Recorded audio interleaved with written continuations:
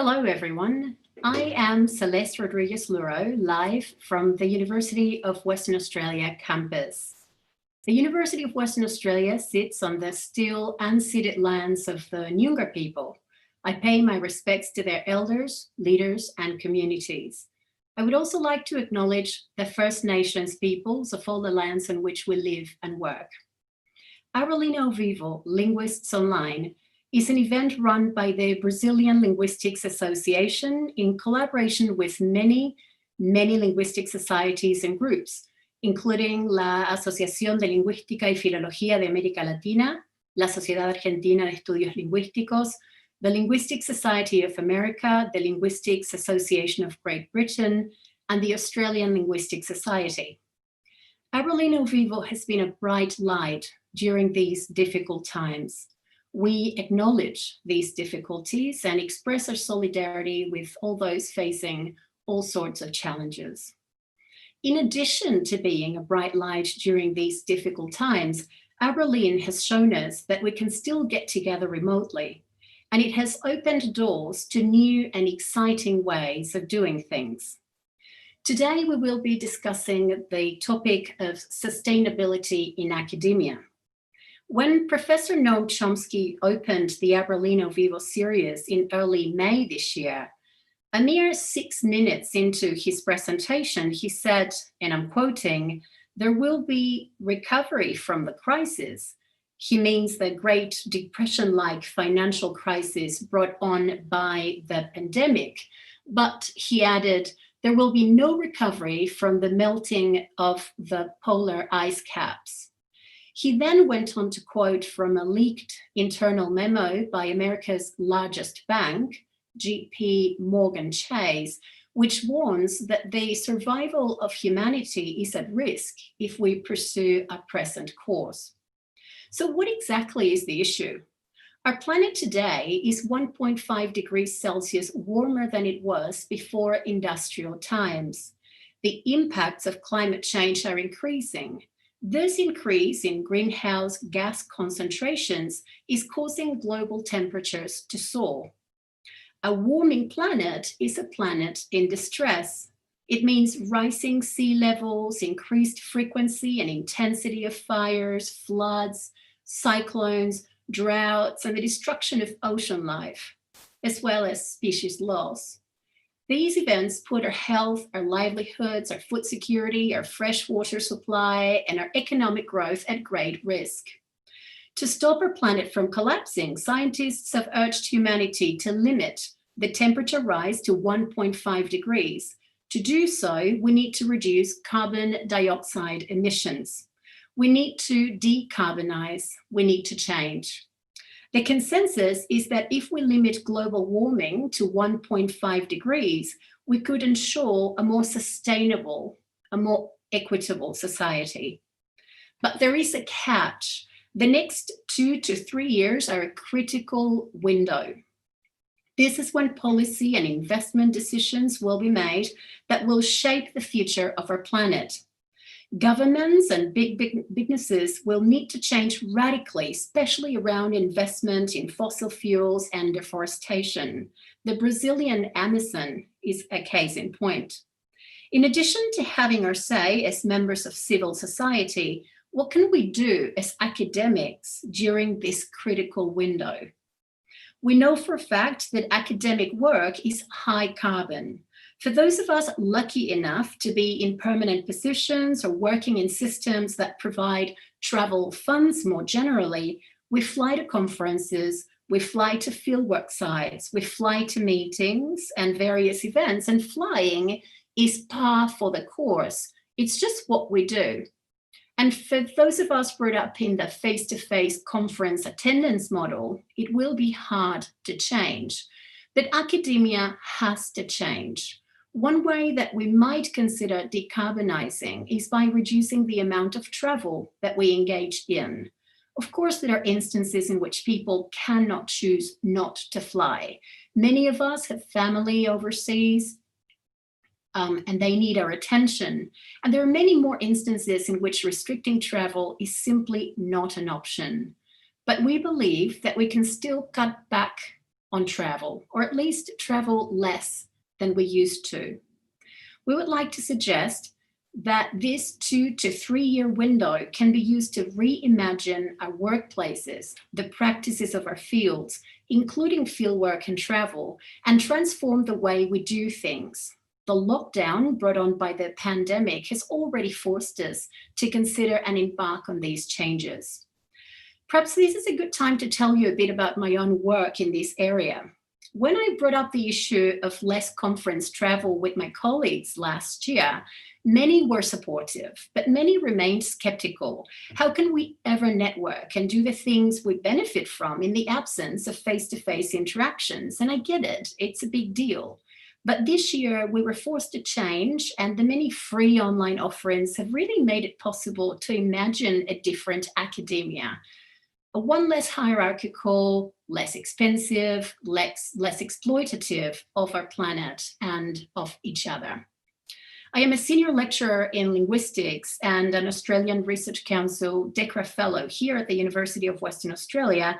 And last year, me and my colleagues prepared a sustainable linguistics paper that followed in the footsteps of another paper that Toby Green, one of our panelists today, prepared for his own discipline of history in the UK. And in line with the working paper, another panelist today, Dr. Carla Pascoe Leahy, prepared for history here in Australia. Our sustainable linguistics paper was well received last year, and I have shared a link to that paper on the chat. Little did we know that the pandemic would speed up a lot of the processes that we were suggesting back in November 2019. Before we hear from the rest of the panelists today, I think it's important to clarify what we mean by sustainability here. We don't just see sustainable practice in terms of decarbonizing to avoid the planet from collapsing. Sustainability is also related to interconnections with one another. The patterns of international conference travel are skewed, as Toby Green will mention later today. Scholars from the global north are way more likely to travel than those from the global south. And this hypermobility is mostly a reality for a few star academics who are lucky enough to receive substantial research funding. Junior scholars can be worse off as they are offered insecure contracts to cover the obligations of more established researchers, leading to a situation that intensifies inequalities. So when we say sustainable, we mean practice that will make it possible to stop exploiting our planet, but also a practice that will help us or will allow us to stop exploiting each other. Our first speaker is Dr. Carla Pascoe Leahy. Carla is an Australian Research Council DECRA Fellow at the University of Melbourne. She is a historian, and her work focuses particularly on motherhood and childhood through the use of oral history interviews. Her latest research has been exploring the motivations for parents and children to become environmental activists and the impacts of crises like climate change, bushfires, and pandemics on mothering plans and practices. Carla recently co-authored the working paper on sustainable history with a group of Australian historians concerned to reduce the carbon footprint of their work. Carla, what are you going to tell us today about sustainability in academia? Thank you, Celeste, and thank you very much for the opportunity to present today. I'm speaking from my home in Ocean Grove in southeastern Australia. I live and work on the lands of the Wurundjeri people of the Kulin Nation, where centuries-old moona trees, bellarine yellow gums and briny mangroves stretch down to the shores of rivers and oceans. This is ancient coastal country where wallabies, echidnas, magpies and cockatoos roam and soar. Today, I pay my respects to Wurundjeri elders, past, present and emerging, and acknowledge that their lands were never ceded. As Celeste has mentioned, this panel presentation has grown from efforts to encourage more sustainable modes of academic research across academic disciplines and across institutional and national boundaries. I'm going to talk today about the carbon footprint of traditional academic conferences, and the pros and cons of low carbon modes of research. I am partially drawing upon the collaborative work that Celeste mentioned that I've been doing with other historians in Australia. Our recent working paper on sustainable history talks about the responsibility of academic historians in a climate impacted world. We've been circulating this paper through our professional bodies and through our history departments across the country in an attempt to gain support for our efforts. So I'm an historian, but my comments today are broadly relevant for people working across the humanities and social sciences. Perhaps the aspect of academia which most distinguishes us from other professions is our very high participation in conferences. From our earliest days as PhD students, we're encouraged to present our work at conferences and to engage in discussion with our colleagues. While other aspects of our work are often conducted in individual modes of deep concentration, which can sometimes be isolating, conferences are a highly interactive and collegial aspect of our work. They can be a welcome antidote to much time spent in our own heads in our own offices. And yet conferences enact a heavy toll upon the environment. Research is emerging across many disciplines, which has painstakingly quantified the carbon footprint of academic conferences. And when you listen to the data I'm about to present to you, I want you to keep in mind that the global average carbon emissions are 4 tonnes per person per year. So research suggests that a typical 3-day international conference held in Europe might emit 455 tonnes of carbon dioxide, or half a tonne of carbon dioxide per attendee. And Europe is, of course, a continent with relatively high population density and many lower carbon alternatives to flying, such as rail. The carbon footprint of travel to and from further flung parts of the globe is considerably higher. If we take Australia as our example, many academics in Australia travel overseas at least once per year, often to Europe or to North America. A return flight from Melbourne to London is more than 5 tonnes of carbon dioxide, and a return flight from Melbourne to New York is 4.6 tonnes. And as Toby Green will explain in more detail, these issues reveal stark global disparities, particularly between the global north and the global south. Few people would dispute that attending a conference in person is often more satisfying than attending remotely. Listening to and participating in sessions is often more satisfying in person. Personal connections are meaningful in the flesh, and conversations at coffee breaks and other interstitial moments of conferences can be among the highlights of attendance. Yet, as the COVID pandemic has shown, it is possible to meaningfully participate in a conference remotely. And can we really justify the exorbitant carbon costs of in-person attendance at every conference when our world is warming so disastrously and requires decisive action so urgently? There are alternatives. For large annual conferences, such as the Australian Historical Association or the Australian Linguistics Society, we could meet in person every second year and meet virtually every other year. We can prioritise and privilege in-person attendance for early career researchers, academics from the global south, and others who are structurally disadvantaged within our profession. And we can recognise that offering an increased number of remote conferences goes some way to levelling the playing field for academics for whom travel is difficult for other reasons, because they have caring responsibilities, because they have mobility issues, or because they lack institutional funding. Instead of rewarding hypermobility in our performance development, our promotion and our hiring practices, we could build in incentives to combine multiple objectives for travel. And when we do travel internationally, we can make sure that we're combining conference attendance with research and other meetings to minimise how often we need to travel and to maximise the benefit gained.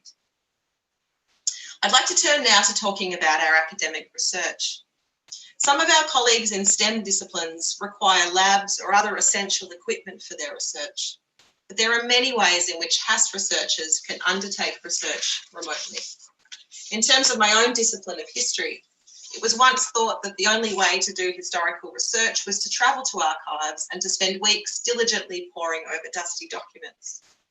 But the digital humanities revolution has transformed the ways in which historians conduct research. Increasingly, many archives, museums and cultural institutions around the world are digitising documents, photos and objects.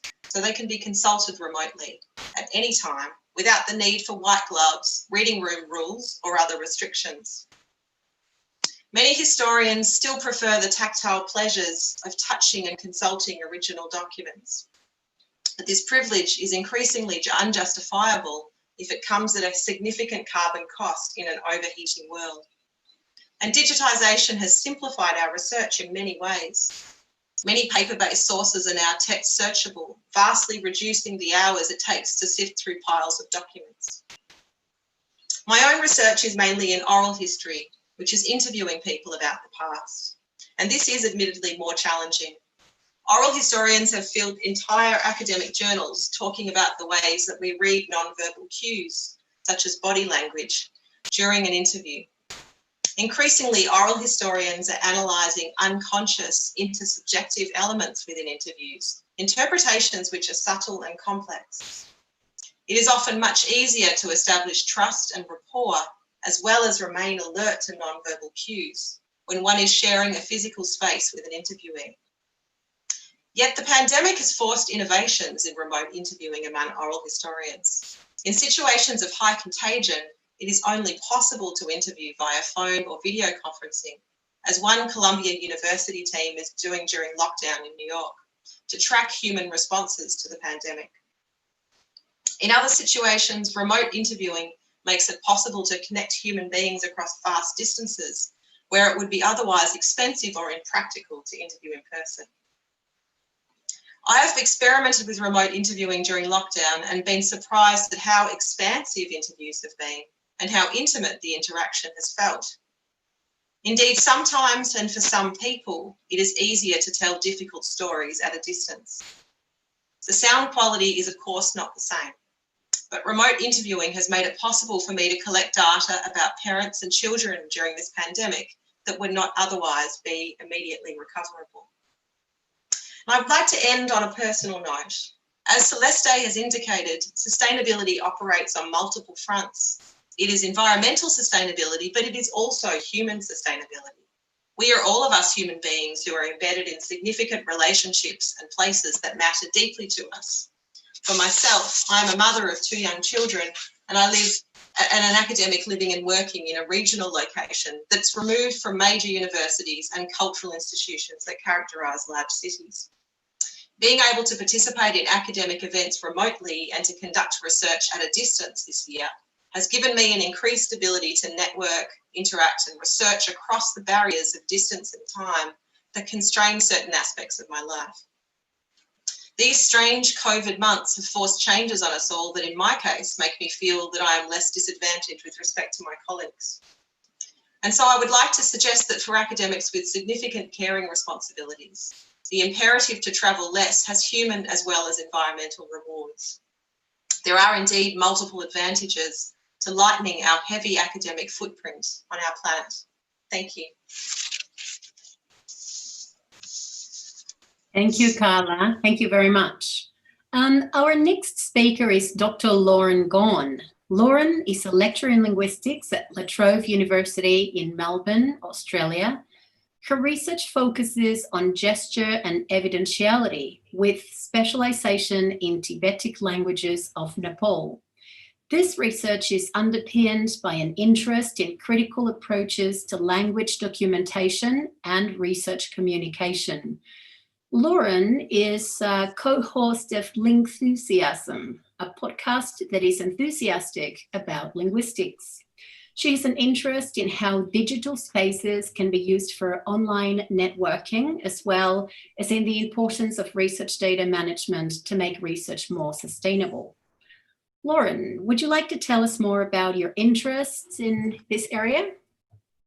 Thank you, Celeste, for that introduction and for bringing together this panel, because I think these are conversations that are good to have repeatedly and publicly, and to try and give ourselves an aspirational roadmap.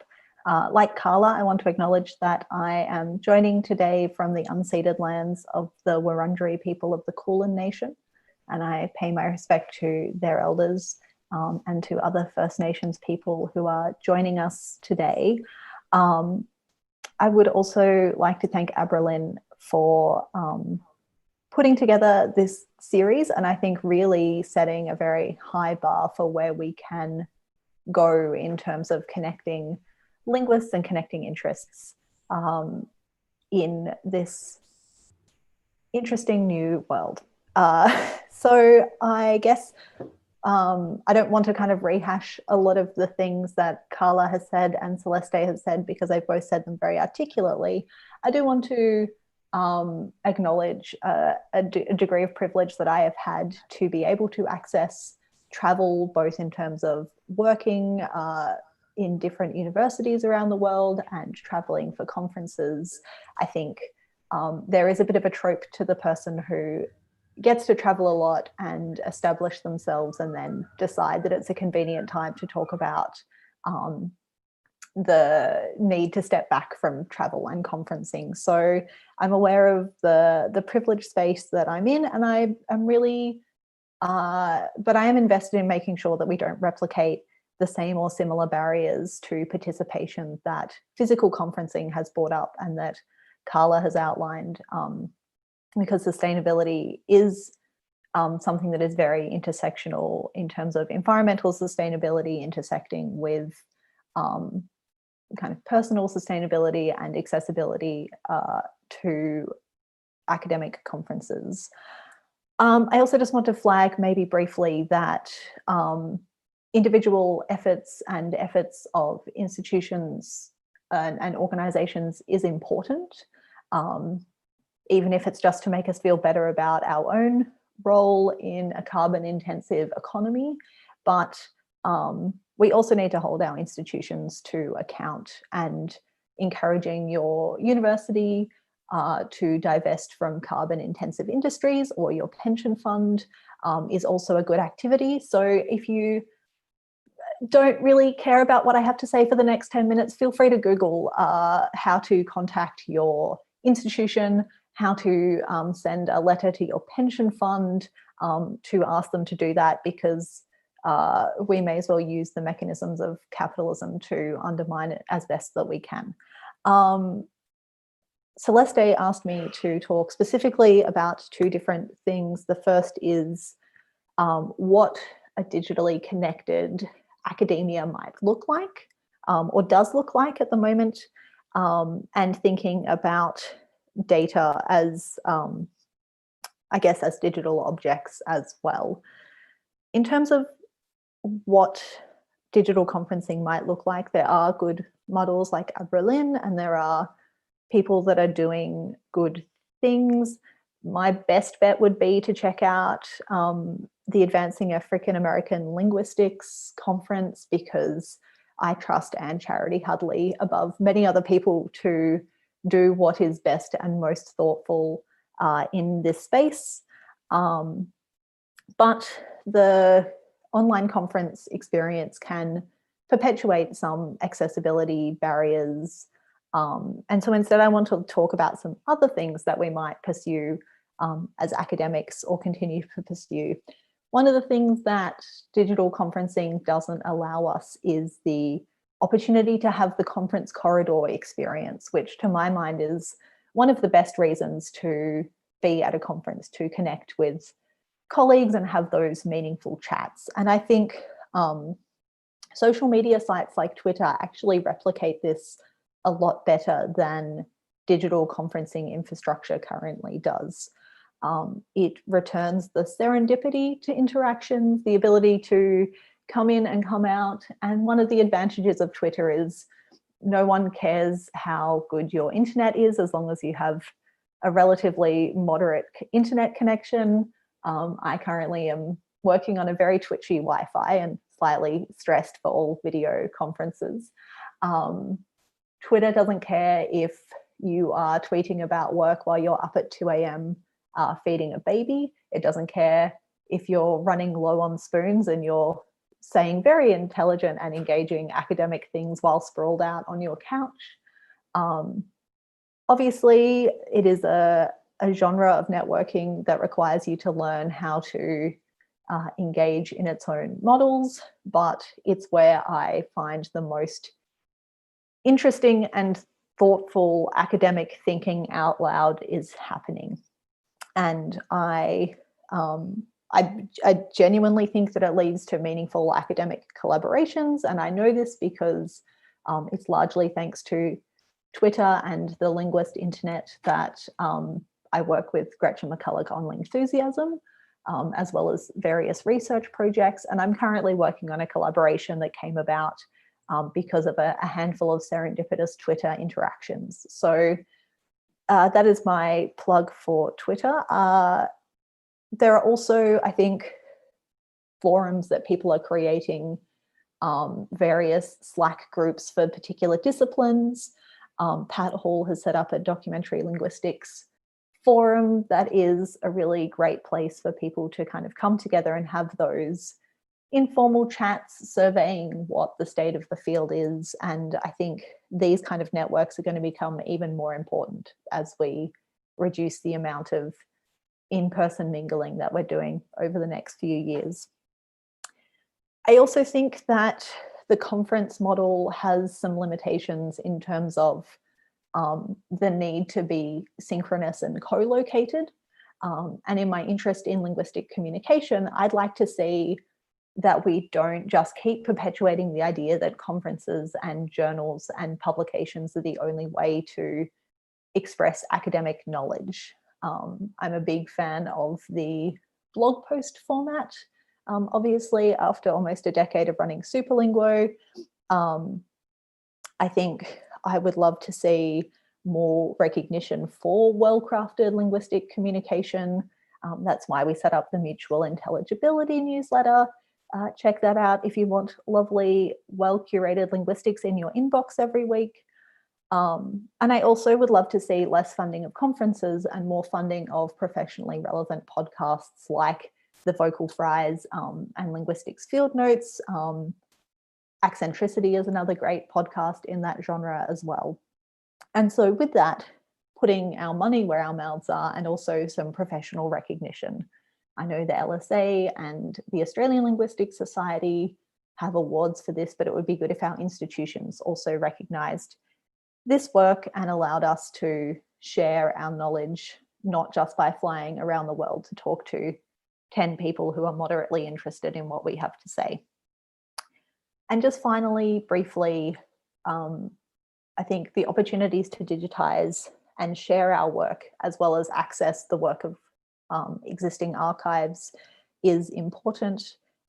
The Linguistics Data Interest Group have been working on a range of tools to support this, including the Austin Principles of Data Citation and the Tromsø recommendations for how to cite your data, to make it more transparent what data you have worked with and making us feel more comfortable with sharing our data as well as our analysis so that other people can access that information. And I think since we want to reduce the opportunities for us to continue to travel, and I think, you know, obviously we have particular responsibilities to communities we work with, and we want to kind of be able to share data. There are a couple of great posts on the ELA blog about working with existing archive material, and I'd love to see more of that happen as well to really ensure that we are thinking thoughtfully about what data we collect.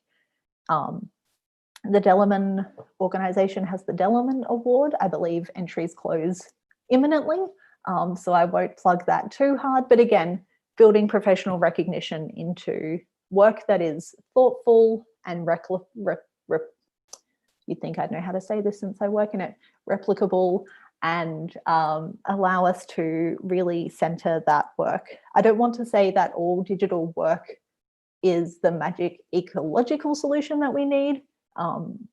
Machine intelligence and computational linguistics does have to think about the carbon offset of working digitally with computationally intense linguistics. But I think we have a variety of ways that we can look at not just perpetuating the conference journal model in the future, but looking at new ways of connecting and sharing linguistics. With that in mind, I'm going to tweet a thread of links of things that I've talked about. during this little section. So if you missed any of those, I'll have them on Twitter where I'm at Superlinguo. Thank you, Lauren. So our next speaker is Dr. Panayiotis Pappas, who is Professor of Linguistics at Simon Fraser University in Canada. Panos has served as teaching fellow for the Faculty of Arts and Social Sciences at Simon Fraser University in Vancouver, British Columbia. They received a PhD in linguistics from the Ohio State University.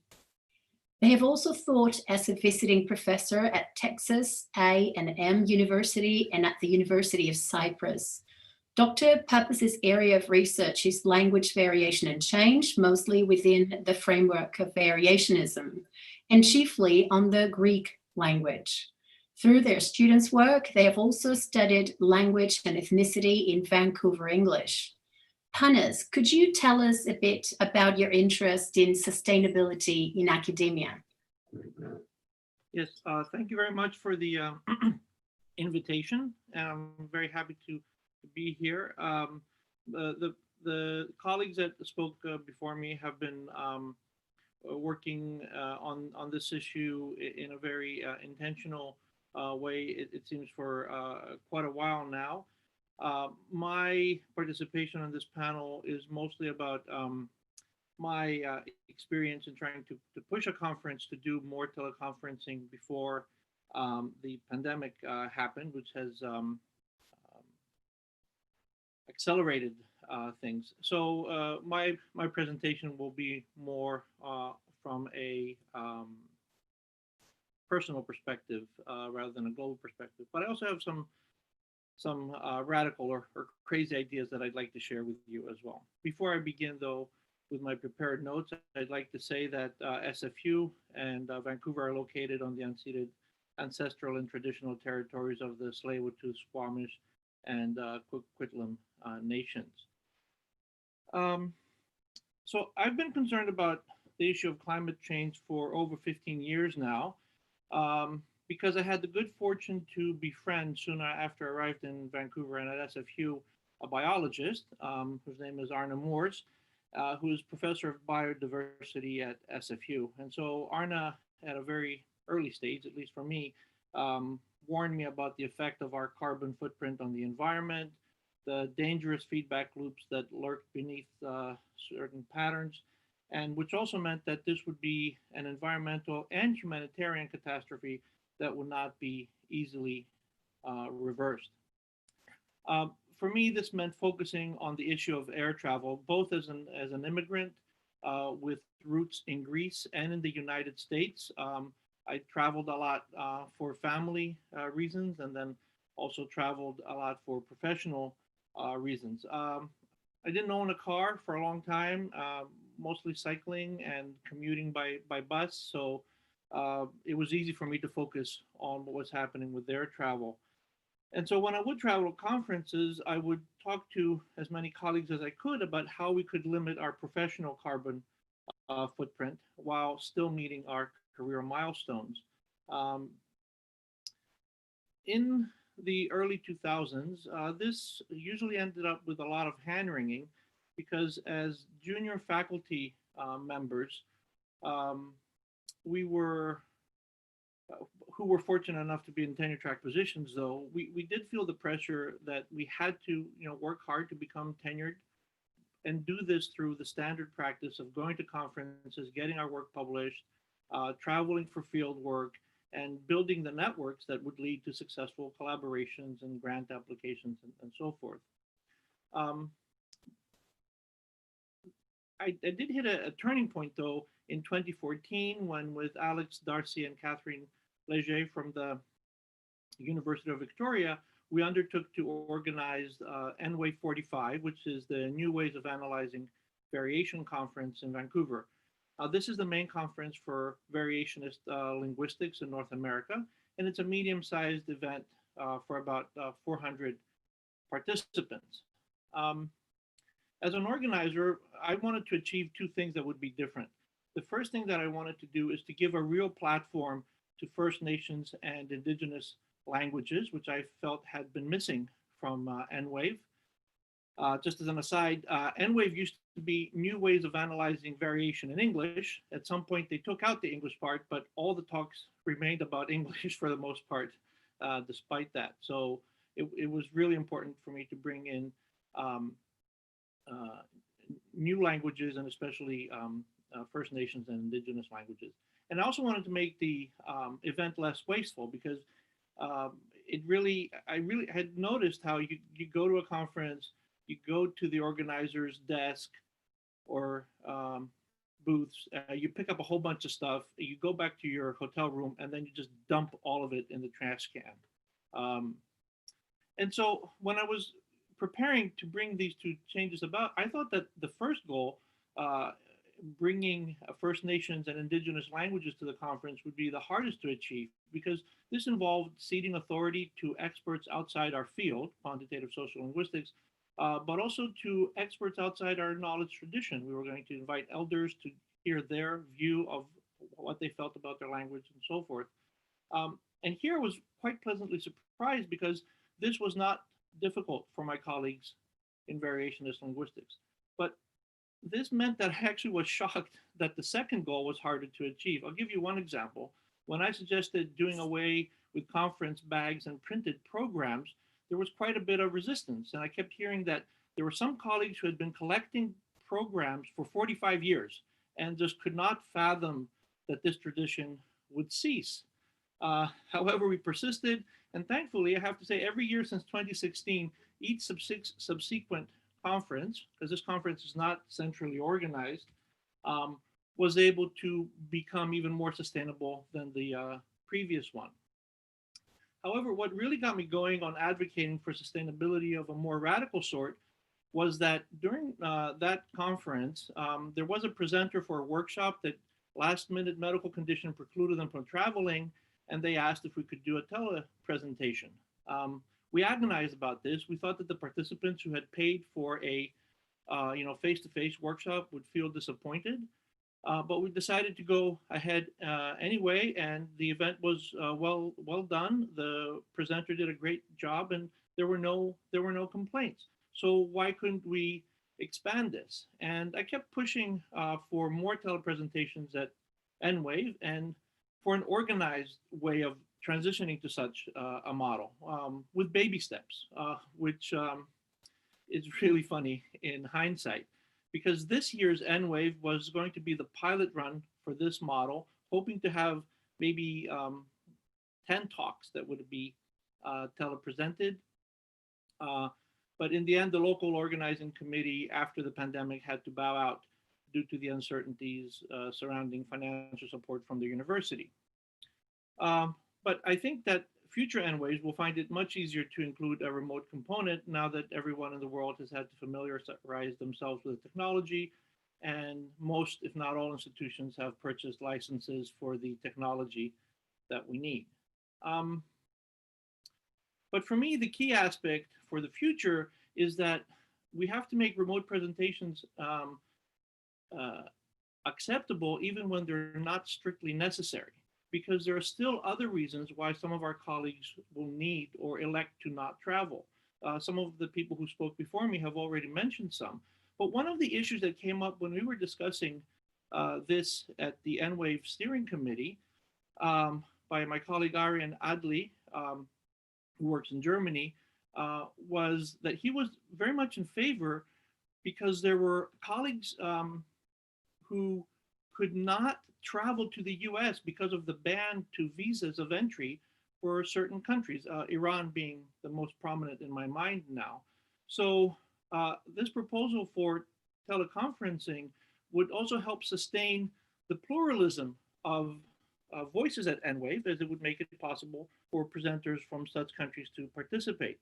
And so if I may share my screen, the issue that we are talking about, and I think it's something that has also been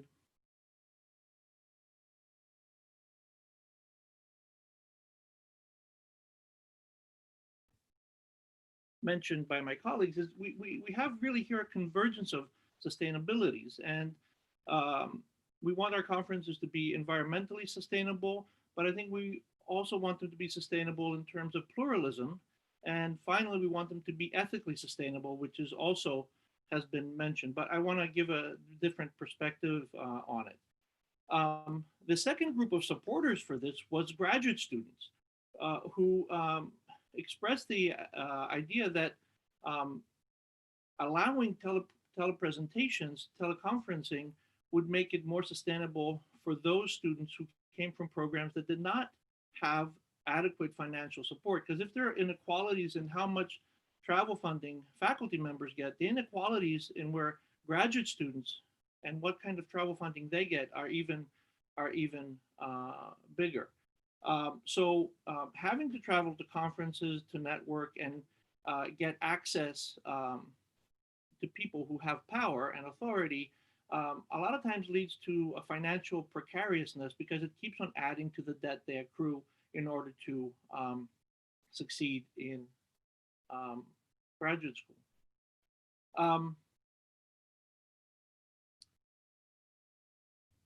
So this last point really helped me expand my perspective on sustainability in academia, because I believe that the uncomfortable truth here is that for any change to be effective, we need to address the corporate model that academic institutions have been moving toward. And so while we need to be pragmatic and find solutions to small scale problems, we also need to keep the big picture in mind and work to resist the complete corporatization of tertiary education. There's too much of a zero-sum winner-take-all mentality in our institutions, and this leads to what I like to call crony academia. And it permeates all aspects of our culture: jobs, grants, promotions, even what we think of small time issues like scholarship and RA-ships for our students. And I think that the biggest issue about this is preserving good jobs for new PhDs in the future. The employment of adjunct or sessional instructors, as we call them in Canada, at least the way that we handle it in Canadian universities, I find to be disgraceful. Up until the early 2000s, and it's one of the reasons why I was able to find a job at SFU, Canada's solution to the problem was mandatory retirement at 65, but this was eventually deemed unconstitutional and abolished. It made sense to abolish it, especially because there were a lot of PhD students or new PhDs that were not getting into tenure track positions until the mid-30s, and thus did not have time to build a pension portfolio if they were to retire at 65. But what's happening nowadays is that most of my colleagues, at least at SFU, who are over 60, are getting so well paid by the time they're at this age that they're requesting part-time positions, mainly to retain their healthcare benefits. The empty teaching slots are covered by part-time instructors who, we cannot in good conscience ask to worry about climate change when they're barely making ends meet. So how can we make more stable jobs available that will allow people to do the work and not constantly be consumed by a fear of missing out on the next great networking event? My radical proposal is that faculty salaries should not increase monotonically with age, but should rather follow a bell-shaped curve. This way, new faculty members would reach an adequate wage level sooner that will allow them to take care of their debts, perhaps be able to get housing stability. And at the same time, older faculty would be disincentivized from staying on the job as long as possible. Because right now, there really is no incentive for people in their late 60s, early 70s to retire when they're making the most money that they've ever made in their career. Now, I understand that the details of such a tradition are different, but I want to put it out there because, again, I think that being able to have growth of jobs for young PhDs will go a long way to bring sustainability, both in the ethical area, in the area of pluralism, and eventually in the area of environmentalism. Thank you very much.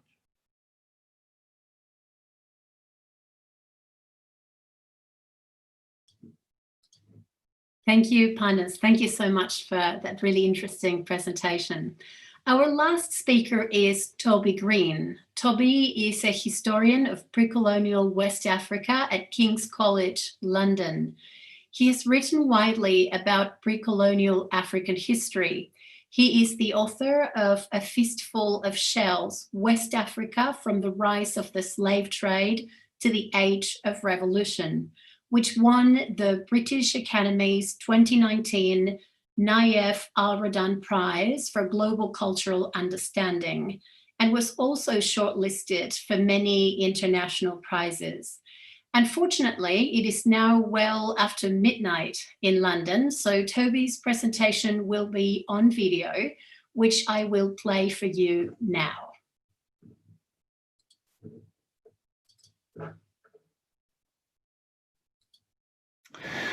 Hello everyone, my name is Toby Green and I'm here virtually with you, as everybody else is today, to discuss this fundamental issue of sustainability, academic practice and the climate crisis and how it's affecting and should affect into the future the way in which we conduct our work. I'm sorry I can't be with you live this evening, or this morning, sorry. It would be evening here if I was there. It would be 1 in the morning, which is one of the reasons I'm not with you. So I'm a historian of pre-colonial West Africa. I have a particular focus on Portuguese-speaking countries in Africa, former Portuguese colonies. Angola, Guinea-Bissau, Cape Verde, Mozambique, and Sao Tome. And so as a scholar of the history of these regions, clearly moving about, taking flights has been a fundamental part of my research process and my work over the last 15, 20 years. At the same time, I'm very well aware, as somebody who has regularly visited the Global South for work, of a lot of the fundamental problems which the current way of doing academic business has helped to create. And I think we have to be aware of that, and we have to take action. Because of course it is, as all of the research shows, precisely people in the Global South, scholars in the Global South and the communities there, who are most likely to be most adversely affected by galloping climate change. So that's the starting point, really, for what I'm going to say in the next few minutes, is that clearly we know that it is scholars in the Global South, communities in the Global South, livelihoods which are worst affected by climate change, just as it is precisely those communities who are in fact also, of course, going to be worst affected by the pandemic and associated lockdowns. And so the next step is to think, well, okay, so for scholars in the humanities in the West have made quite a big thing in the last 10 years of the need to collaborate globally with institutions in the South. What does this actually mean?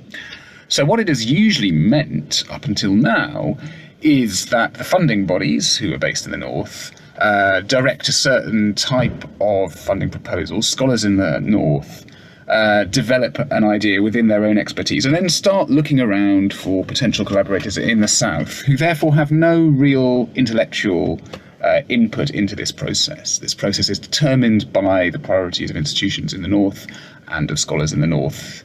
And I have received personally emails from people I know vaguely saying, do you know somebody in X who might be a wonderful collaborator in this project, even if this project has nothing to do with research interests in that country? Okay, so that is how intellectual collaborations North-South are working at the moment. And so scholars from the North will then go to those countries in the South, may do some research, participate in projects. This is kind of intellectual, scholarly tourism almost, and then they will publish in the North. Meanwhile, for the collaboration to be what is called reciprocal, and we're all making a great play of that, scholars from the South will be invited to the North sometimes, but the difference is that the scholar from the South will have to spend weeks filling in application forms, answer all kinds of often humiliating questions from visa officials in the Southern Embassy, in the embassies located in their countries, often perhaps have to travel to a neighbouring country to have an interview. And it's a humiliating process. They may well be rejected for completely groundless reasons. Often, for example, female scholars from the South may be rejected because they have no dependents, no children, are unmarried, and it's seen more likely they're therefore going to stay in the North, which would not be accepted for women from the North. So why is that acceptable as a reason to deny visa for somebody from the South? And so on. We could go on. So the idea of reciprocal exchange is a nice idea, but is not grounded in reality. The reality is very far from being reciprocal in the access which scholars from the North and the South have to one another's institutions, countries and research environments. So in this environment, the travel, which is part and parcel of the scholarly exchange process, has to be called into question, and how it can be put onto a different footing. Because there are two things at play here. The first is that Southern scholars have been systematically excluded from the networking events and the academic conferences, the programs, the funding schedules, which drive global academia and are based in the North. As I've said, it's very hard for them to get visas, very hard to find funding to come to such conferences in the first place, and so they're excluded from such networks. So the reduction of this, of travel, of these kinds of events, these kinds of conferences, should and could be something very beneficial in terms of actually levelling the playing field. That's the first point to say. So actually, in terms of a genuine reciprocal exchange, moves towards much more sustainable academic practice, the end of these corporate mega conferences, which I've written about in the Times Higher Education, should produce a level playing field. On the other hand, of course, one of the things that may happen with the pandemic is the raising even higher of the barriers for entry from people from the South. Should there be a vaccine which is at first only accessible in the North and is not really rolled out in the South for several years, it may become very difficult for scholars from the South to access the North. And if some kind of reformed mega network conference structure is put back into place, that will exclude good Southern scholars even further from those networks and make those exchanges even less reciprocal than they currently are. So I think actually the sustainable element of this workshop, of this panel, in the context of a pandemic, slightly changes the nature of my intervention. On the one hand, much more sustainable academic much more sustainable academic practice could and should be much more inclusive of colleagues in the South. On the other hand, the current situation of the pandemic makes this even more urgent, because should there be a rebooting of the previous structure, Southern scholars are likely to be even further excluded than they currently have been. So, just finally, perhaps, I think I've got about 10 minutes and I'm on about 7, so just finally to give a sense of what's been happening during the pandemic, and there have been some positive signs. So one of the projects I've been involved with is with 4 universities in Angola and Mozambique. And about 6 weeks into the pandemic, one of my colleagues in one of those universities said, well, let's have a virtual seminar. So we had a Zoom seminar with people participating from Angola, Mozambique, and Brazil, and myself and a couple of colleagues in the United Kingdom. And network speeds aren't as great as they are in other parts of the world, and there were a few problems, but it worked, and it worked well. And this was something that previously would have been unthinkable, because there is not even a research network linking the scholars of Angola, Mozambique, Guinea-Bissau, Cape Verde, and Sao Tome at the moment. So the idea of bringing people together for a research seminar from all those different areas of Africa would simply not have happened. So this was very exciting. This was positive. This was, in a way, it felt like a bit of a breakthrough. And I think one of the things which came out of this for me was that really for Southern institutions to then participate on an equal footing, the thing that really I think universities should pressure and can put pressure on, and scholars, and we can all do this, is for institutions, global institutions, and those with the resources, I'm thinking of the big foundations, to put even more money into network speed and bandwidth in Africa, because that will really level the playing field. That, of course, leaves the knotty problem of research. I'm a historian of pre-colonial West Africa. It would also be intellectually, historically, and politically fraudulent of me to conduct such research without ever visiting Africa. And the ways in which our research can, on some level, remain proper research, have proper networks with that human dimension, which is so fundamental, and yet at the same time work towards greater sustainability of academic practice, is something which I'm still working through in my own way. And I'm not pretending I've got a solution to it. But clearly, we have to think much more holistically about what our profession involves and how it relates to environment, human society, world, and peoples in all parts of the globe. And that's something which is ongoing, and which it's great that this panel has been convened, and I'm very grateful to be part of it, to be part of that discussion. Thank you.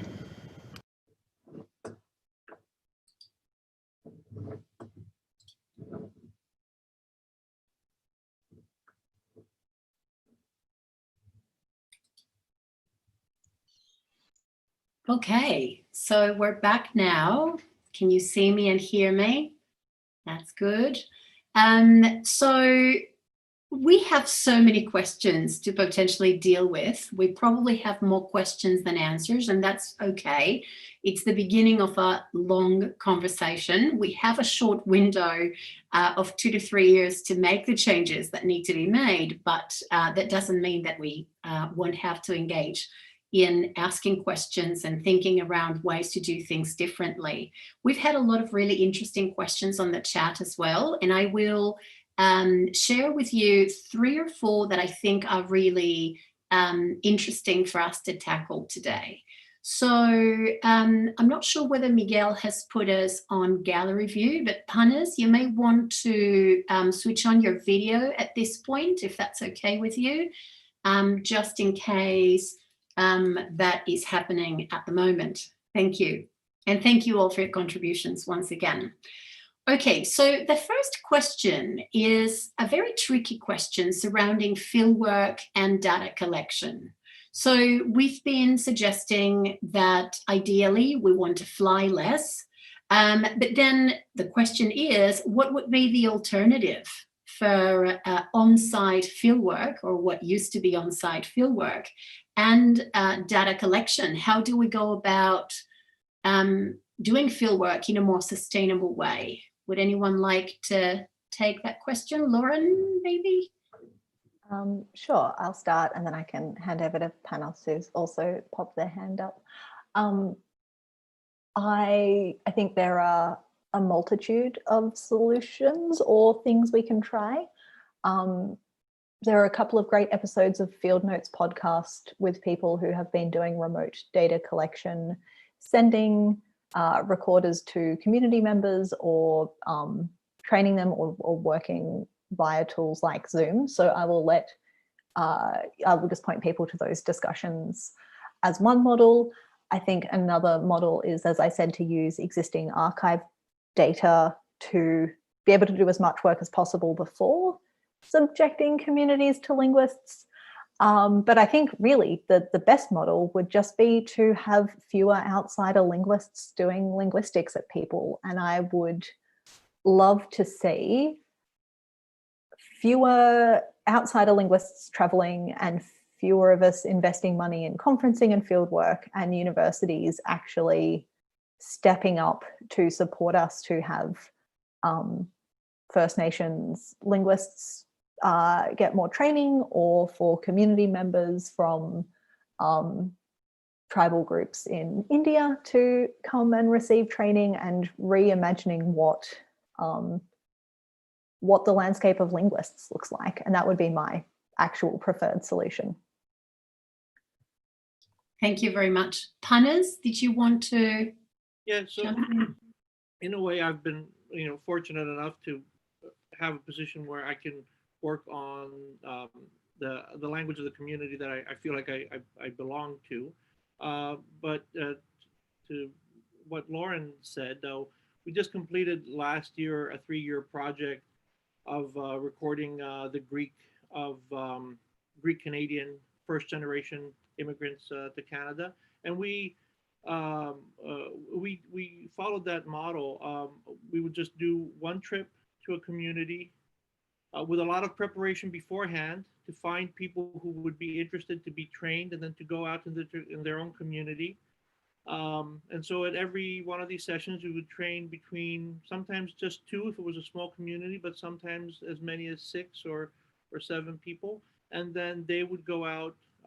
We'd lend them recorders, which are, thankfully quite cheap now. And most of the data is really good quality.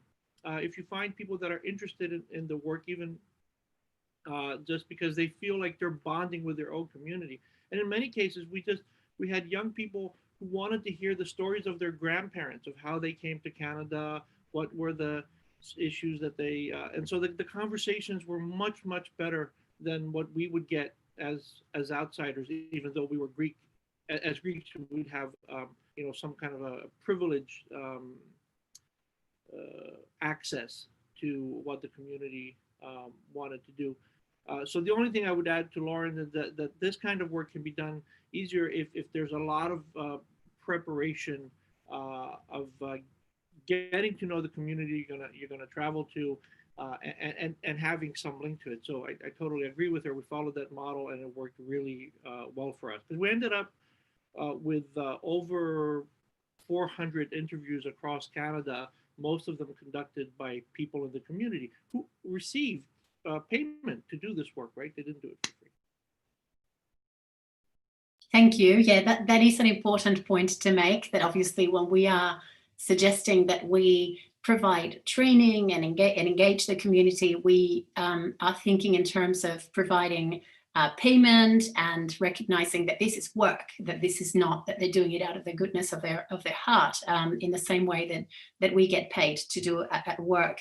And I have to add as well, if I may, from my own fieldwork experience recently in the context of my fellowship, that for us, we were doing data collection in the Perth metropolitan area. So in terms of fieldwork, we could get in the car and drive half an hour and get to where we needed to go, but still collaborating with a Nyungar scholar, Glennie Schollard, because I didn't feel like I was in any way cut out for it without her contribution, which has been fundamental. So I think once you begin to think in terms of different ways of doing fieldwork remotely, that can also transfer or at least speak to places where even if you don't have to travel, you want to make sure that those perspectives are part of the research process. Carla, did you want to tell us a bit about maybe from your point of view as a historian how this plays out? Thanks, Celeste. I mean, I spoke a little bit about this in my presentation in terms of things like archival research in history and interviewing work. But I just wanted to add to what my colleagues had said, that I think there's another opportunity here also to start to break down some of the structural inequalities that all of my colleagues have identified. And one possible solution where one does need to do research in another location is to hire local research assistants, and this but in a meaningful and not kind of instrumentalist way. So rather than it being a purely financial transaction where a senior scholar asks a more junior scholar to conduct research for them, it can be a more genuinely collaborative relationship where there is mentoring involved as well. And where that relationship is conducted, for example, between the global north and the global south, there may be possibilities to start to address some of the issues that Toby was talking about. So I have a project that I am starting that will be transnational, and that's what I'm intending to do, is to hire research assistants to assist with the interviewing in the 2 international locations, but to work with them and actively mentor them through things like co-authorship, so that it's not just a matter of me buying their labour and then using it for the furtherance of my own career. Yes, yep, I agree with that.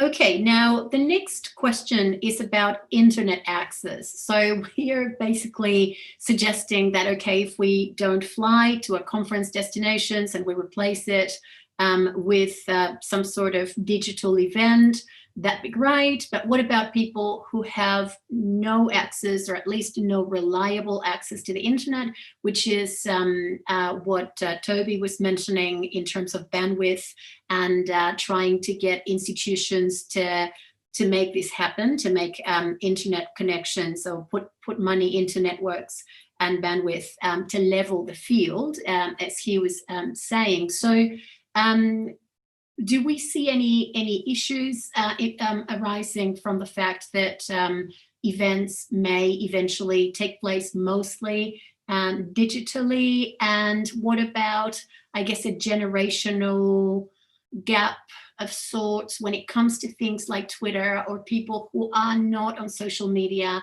How likely are they to join social media, to join, can you really benefit from Twitter interactions if you have a following of 3 or 4 people, or do you benefit from interactions because you are putting time and effort into having that kind of a presence? So if we could just like touch on those kinds of things, and I think Panos, would you like to tackle some of that?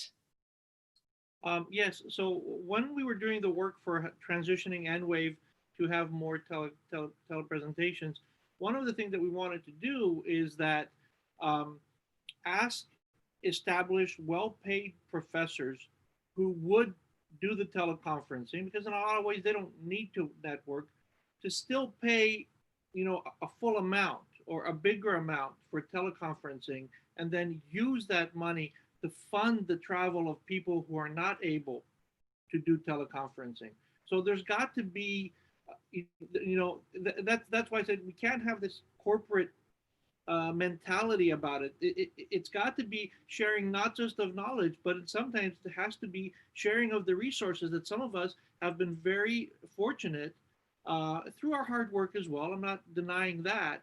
But we've got to be able to give back to this community and not have every star professor think of themselves as some kind of a CEO who needs to get paid, you know, hundreds of millions of times, or even 100 times more than any other professor. Now, as for Twitter, very quickly, I will say that it's still very helpful to be able to follow a Twitter conversation about presentations that are happening. So when we come back, I wouldn't want to see conferences become completely digital. I would like the people who are in the vicinity to provide a presence and then be able to transmit that the presence to those who are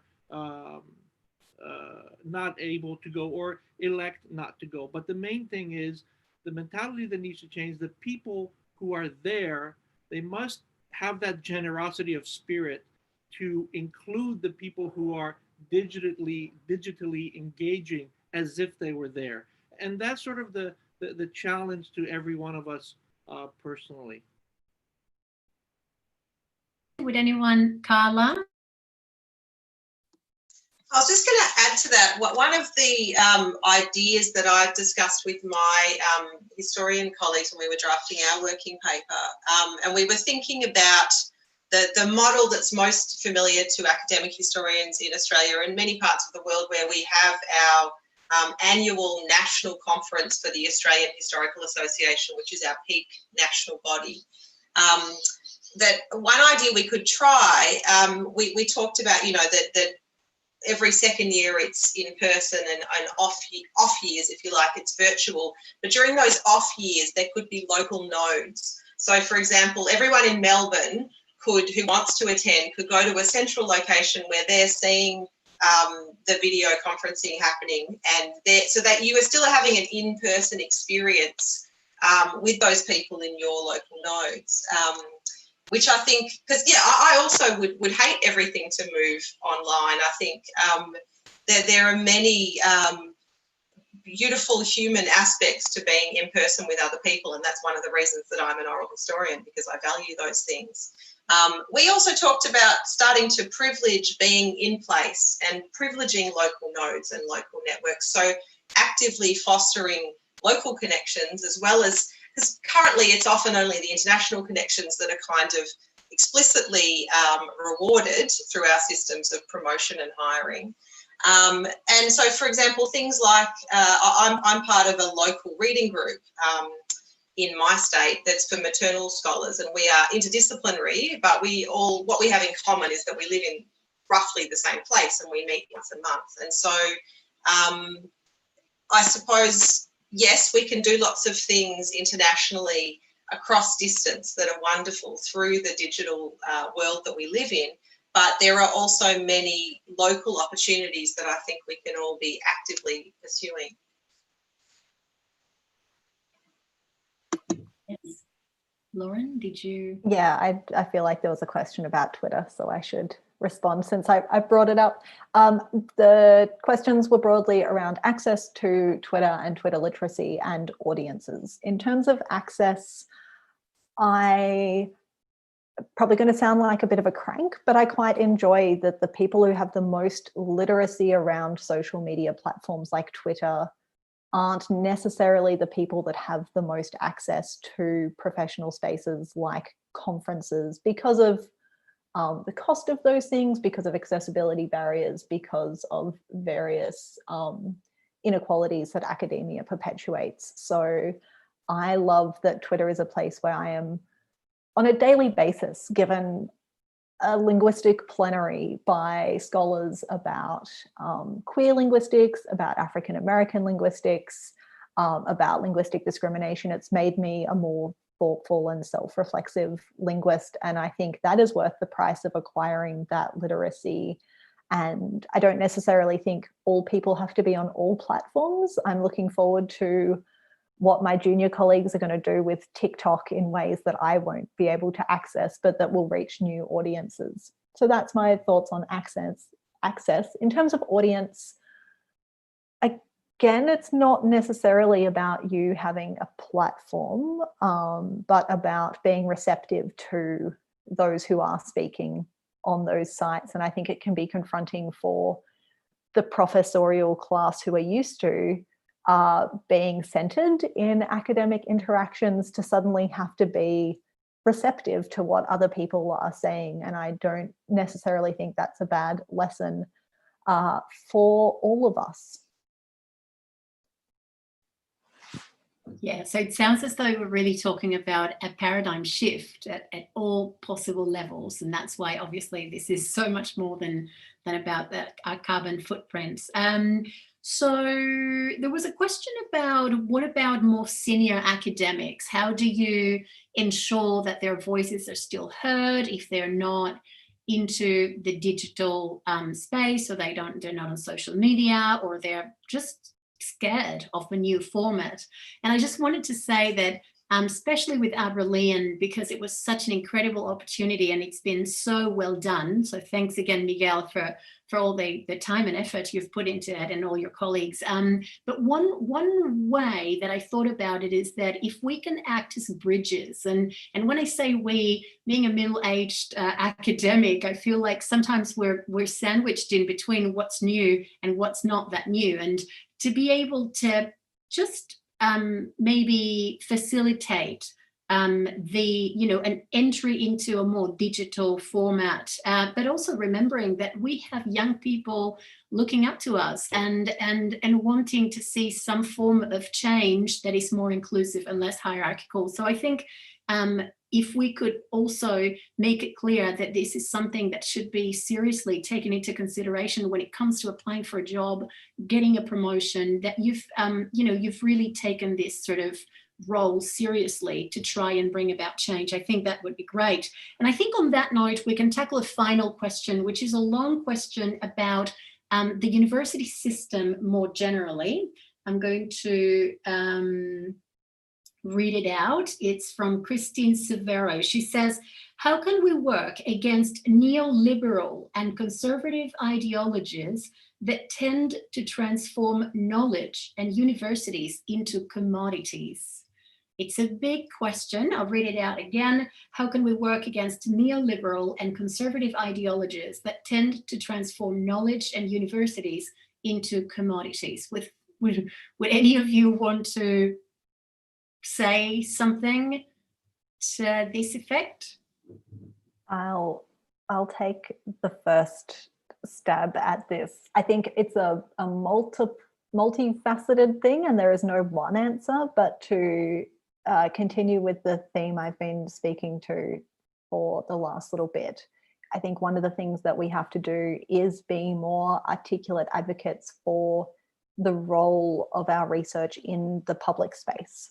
And that's one of the reasons I'm really passionate about research communication and LingCom and funding linguistics communication projects, is that there is a disconnect between how people think academics operate and the fact that we are also just their family and colleagues and friends and members of society. And I think being better advocates for what we do allows us to actually join in the discussion space in a better and less isolated way that doesn't perpetuate this idea of ivory towers and these stereotypes. So that is one thing that I can easily advocate for, but obviously that's not going to solve everything. So I look forward to what Carla and Panos have to say.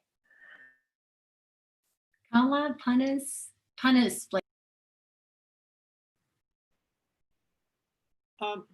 I think that the first thing that we can do is to fight for equity wherever we can. So at our university, we have a very pernicious system that if you let it, will turn faculty member against faculty member, because they have these like salary increases are based on these points that get divided in such a way.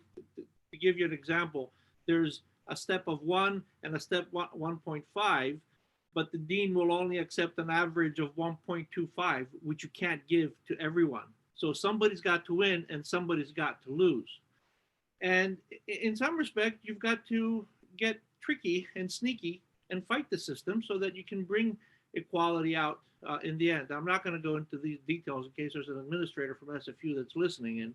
And then the second thing is that at every point, I mean, I feel really privileged to have a position in a Western university, to be able to work on the language that I love investigating. And so I think after a certain point, you just have to constantly be thinking like, you know, what can I give back? How much have I gotten, and what is enough for me? I think that one of the good things about the Western societies that we live in, that eventually we have enough. We can be driven to want more and more and more and more, but there is actually a point where we have enough, and after that we can share. And small acts of sharing, I think, have a great effect on people. And I think that's one of the big things that the pandemic has made people realize, that if you're in a tough situation and everybody shares a little bit, we'll have more to go for the long time. So that's what I would suggest people are doing. Every time there is an opportunity to speak up for sharing, speak up for sharing. Thank you. Thank you very much. Carla? I'll hazard a response at this really complex and important question.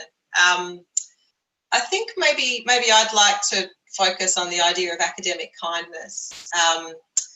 I think one of the things that's really hard about our current system is that the people who suffer the most are the less powerful, so the people without tenure who work in conditions of academic precarity, and people in the global south who are often doubly disadvantaged.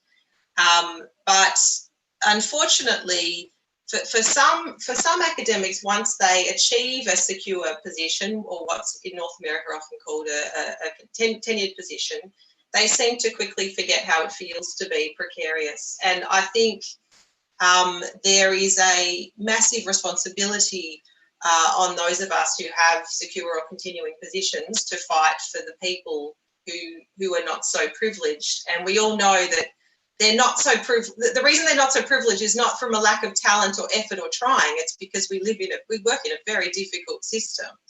And so I think it's really incumbent upon tenured and continuing academics to fight for those with less privilege, with less resources. And I'm sort of torn. A part of me wants to say that we might need to therefore explicitly quantify and reward academic kindness. So, for example, through systems of, promotion and hiring, we might have to prove a certain amount of mentoring and of looking after more junior scholars. Or the Australian Research Council has a category of funding called a laureate fellowship, where a very senior academic gets a pot of money to do their own research, but part of it is an active process of mentoring younger scholars is part of that.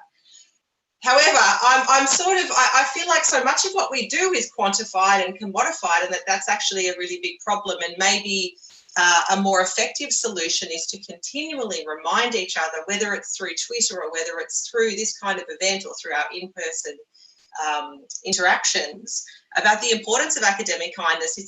When we work in a system that doesn't necessarily reward it, we have to constantly remind each other how important it is. So I think that's one of the benefits of a panel like this one today, and one of the things that we all have to continue to keep doing is, as Panos says, to ask ourselves, what do I gain from this system, and how can I share some of my privilege across the system? Yes, I have to agree with that too. And I think it's important to then, when we think about organising digital events of various kinds, someone was saying on the chat that apparently someone was trying to charge 700 euros to attend an online event. And of course, that's not what we're suggesting. If anything, there are lovely models. I'm currently involved in the organisation of an online conference this year, and so we've been looking at ways to deal with how much we charge and how, and what the best way to do that is, and there are wonderful models that one could take on, things like including a free online conference as part of your membership for a particular society, because then again, what is the point of a society anymore? What is a role? What are we doing to bring about change and to have this sort of kindness where we're more inclusive, and it's not about paying a fee or being able to travel. And so it's all interrelated in very interesting ways. But I think this is a good time for some very brief final reflections. If you guys would like to offer a couple of reflections to wrap up today, beginning with Panos, because we had you last. You can go first now if you would like to offer a final reflection for today. Yeah, one of the things I want to say is that there's got to be solidarity amongst the different aspects of the university as well. I can't tell you how many times I've seen higher administration try to play one group against the other, right? Oh, the students, if we don't put up student fees, then faculty salaries can't be raised. If we give the sessional instructors more of this, then we'll have to take something away from faculty. They always try to play each other one off the other, so we have to have solidarity. And we have to have solidarity within our departments as well. I think if we're concerned about traveling too much, but we have attained full professor or whatever, then we can say, hey, maybe I can travel less, and that will allow a junior colleague who needs to go to the conferences to travel more. I think it's part of that academic kindness that Carla so aptly named, just to look out for each other. I think that's what makes things more sustainable, because again, in the end, to repeat a word that I like to do, it's more about sharing. Thank you. Thank you. Lauren? Thanks, Celeste, for this lovely chat today. I've been thinking a lot lately, as someone who has had really no meaningful chance to do thoughtful scholarship in the last 4 or 5 months, with teaching and a toddler and the general anxiety of academic precarity, that now would be a really nice time to revisit that concept of slow academia and slow research, and more meaningfully start to think about what we are trying to do as a group of scholars and researchers and colleagues. I think the initial way slow academia was proposed left a lot of this structural inequality and was really the domain of some very privileged peoples. But I'd like to see those notions kind of revisited, and a move away from the kind of metrics that we have been working under and the escalating expectations, and use these few years while the world is doing a strange little reboot to rethink what we're doing and why we're doing it. Thank you. Thank you very much. Carla? Thank you, Celeste. Oh, I'd like to briefly take the opportunity to thank all of my co-presenters for their thoughtful and inspiring remarks. I've been, frantically taking notes while you've all been talking, and to April for facilitating this session. And I'd like to echo Lauren's point that we are at a critical turning point. I know many of us feel busy and stretched, and I certainly do. But as Celeste outlined so eloquently in her introduction, we just don't have a lot of time. These are really urgent, pressing matters. And we have, in this pandemic, it feels like we have an opportunity to seize a silver lining, that to mix metaphors, that we're going through really tough times, all of us, but there may be something wonderful that rises from the ashes of all of this. If any of you are feeling inspired and you're thinking about, what can I do next? One of the things that we've done with our working paper on sustainable history is created an endorsements page, so you can read that, and if you broadly agree with the sentiments, you can endorse it. And then what we're doing is we're taking it, as I said, to our history departments across the country. So if any of you feel inspired to take this further, I would encourage you to perhaps draft something of your own, drawing upon the models we've provided, or perhaps you may wish to take one of the papers we've drafted, take it to your department and talk about it with your colleagues. I think that's a really good starting point for all of us. Thank you all. Thank you very much for your contributions today. I would like to say from my own reflections that the pandemic has really given us some amazing opportunities to reassess how we go about academic life. And I really hope to see more changes around how we operate. We can still do work that is exciting and thought-provoking without having to fly all the time. It's time to take action, but that's all we have time for today. Thank you all for watching. Take care. Thank you once again, Aberlin, for making this possible. Goodbye.